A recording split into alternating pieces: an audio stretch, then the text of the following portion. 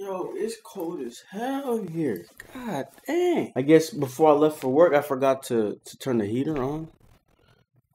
Damn. Just a few days ago, it was officially announced the PS Vita has ended production in Japan. And with that, the system is no longer being made anywhere because the production already ended last year for US. Man, we've already reflected, right, on this little boy's ending. So I don't think this video needs to be like that. But I do want to give it a shout out for being such a big influence on my life. I'm not even talking about, in terms of just gaming, right? I'm talking about like what's going on right here, right? We're talking, some of you guys are longtime subscribers. You found me through this system and whatnot. And honestly, guys, I've also been thinking this, like, what if, right? What if, get me? What if this thing really did explode? Where would we be right now? I can only imagine. Let me know your thoughts in the comments below. What do you think would have released? But it's 2019, yo. Like, this thing been done, right? We've been over that. Most people, all right, either own it and still enjoy the games that release on it, okay? Or there are some oddballs out there who decided to pick it up in 2019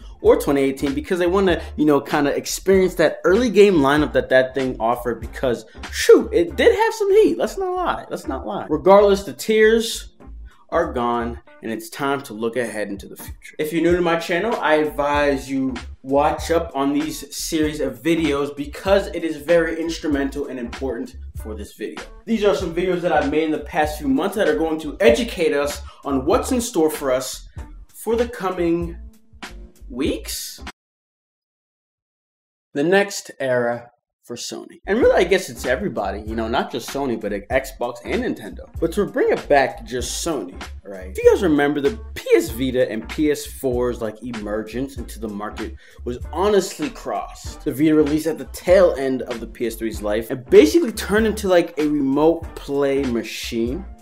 And basically what happened was, right, Sony kind of tried to reposition this thing midlife while it was having a midlife crisis. So if you picked up on what I said a few seconds ago, yes, in the coming weeks, we're going to see the next era for Sony. But how do I know, right? That's probably the biggest question. Let's find out. Let's start from the bottom. This is fairly recent, and I think it's probably been the most impactful in terms of everyone's heard about this, right? Xbox Game Pass coming to Nintendo Switch. Now, I don't know what in God's name this is about. I have not looked into it because I don't even understand. I'm like, what are you talking about? What does that mean, right? Like, what does that mean? Are you trying to tell me there's gonna be Halo on a Switch? I don't believe it, so I just don't even care. But if you wanna read the rumor, I'm just gonna look at my screen. Let's see what it says. Several rumors have surfaced recently of a collaboration between Microsoft and Nintendo to bring Xbox Game Pass and select first-party titles to Switch. According to Juke's video, I think that's a confirmed leaker, Microsoft and Nintendo executives have been having regular meetings, and while their conversations are not quite finished, several decisions have already been made, including the release of both Ori and the Blind Forest and Cuphead to Switch. The website further states that one of Microsoft's 3 bigger franchises, Forza, Gears of War, or Halo, is also being considered for Switch, though in what form is unknown. Xbox Game Pass, and by extension, the Project X Cloud game streaming platform, will reportedly be accessible to Switch players later this year. This would let Switch access the Xbox Game Pass lineup of titles through cloud streaming.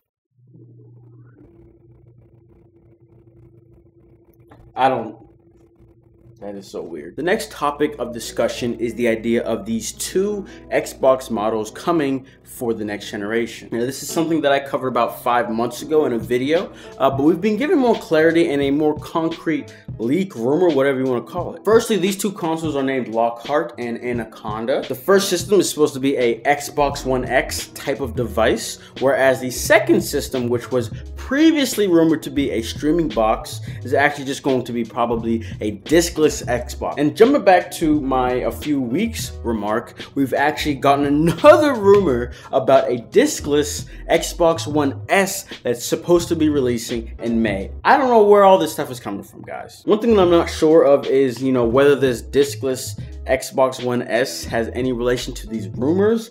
Hopefully not. But if not, we're gonna see something by May, like before May, because it has to be announced before it's released, right? Last but not least, what you guys are probably here for, PlayStation. There is a series of contract agreements being sent out right now. And while I'm not fully sure what the heck that means, it does mean something, right? It means something. A quick little Google of contract agreements gives us some insight. A contract is a legally binding agreement which recognizes and governs the rights and duties of the parties to the agreement. A contract is legally enforceable because it meets the requirements and approval of the law. An agreement typically involves the exchange of goods, services, money, or promises of any of those. Basically, they're about to show something, and those dudes can't say. So that's cool, but why does this mean it's gonna be released in a few weeks, bro? Well, Billy, I'm glad you asked. It starts at the beginning of 2019 when my boy Nick Coro, who is a Sony Interactive Entertainment ISD producer, most notably producing Freedom Wars, tweeted out this little magic for us to consume. Despite how much BS I consider New Year's Eve to be, I'm honestly really excited for 2019. I'm getting that feeling very big things are finally going to happen, and I'll be here like my boy. If that was enough, Zoog on Twitter, who is a GDC, I don't know, whatever, game industry analyst, already let us know that PS5 dev kits are out there, guys. They've been out there, honestly. And to wrap this all into a just perfect little baggie that I can just take and show you guys, right, is my boy Foxy Games UK. This scrumptious tweet reads this: some big things are about to happen beginning late March/April. You will forever remember 2019 as the year of reveals, and not just from Sony, but from multiple platform holders. Hashtag play games, not corporations. That's like his little slogan, because people be stupid, bro. Y'all be stupid. Not y'all. Y'all smart because you watch me. Now, if you don't know who my boy Fox UK Games is, first off, you didn't watch one of my more recent videos, so you're dumb. Just kidding, I love you. But he is basically like a leak galore in a sense. If you go to his channel, you'll see all of this, and he does have credibility, right? He's predicted, or I guess revealed, some things that later got announced or whatnot.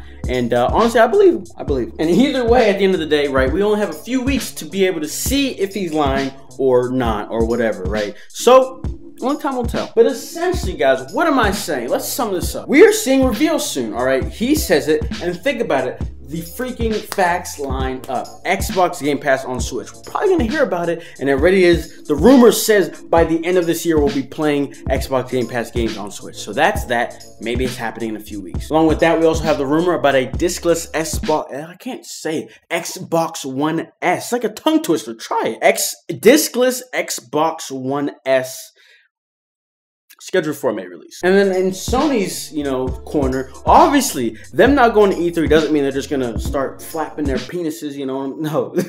They're obviously gonna be having their own events throughout this year, and those contract agreements are the perfect. There's no, I can't make this shit up, bro. I can't. This is just fact. You saw it. Plus, Zoog also, along with telling us that there's dev kits out there, he said at GDC, which is March 18th, we're probably gonna be hearing some whispers about PS5. And then on that note of the contract agreements, bro, they got sent out. One of those tweets, hold up, February 27th, right? That's like one of the first ones. February 27th, they already sent these out. So that really can only mean something soon is going to be happening. They're not going to have an event at the end of the year and send a contract agreement at February. Maybe they will. Let me show. But you get what I'm trying to say, right? It's pretty early to be sending those out, so it's kind of a confirmation. Something very soon, or within the next few weeks, months, whatever, is going to be talked about, revealed. There's going to be an event, whatever, right? Come on now. I can't make this shit up. And so I guess want to bring it back, to my boy right here. Okay, how does this all play in? How is he involved, right? Well, if you watched the videos that I told you to watch, aka did your homework, you'll understand that these reveals, these announcements could highly potentially include the next era of Sony handhelds. At this point, man, I've already made my point clear. I got like 3-4 videos on this, right? I'm not doing it again. This video is more of a, hey, yo, shit's going down. get ready type of video. So I'm ready. Are y'all? Other than that, I gotta go stream. So if you didn't know, I stream Monday, Wednesday, Friday, and then Saturday, Sunday, random. Probably gonna stream on one of those days, but you'll have to find out. So go ahead and follow me on Twitter. Leave a like on this video if you enjoyed it, and subscribe to join the J Squad. Right? We got moves to make. You're looking kind of good right now. Anyway, that's all from me. All right. Hope you enjoyed the video. But like I said, I actually gotta go stream. I'm actually 2 minutes late, so I'll see you all later. Peace.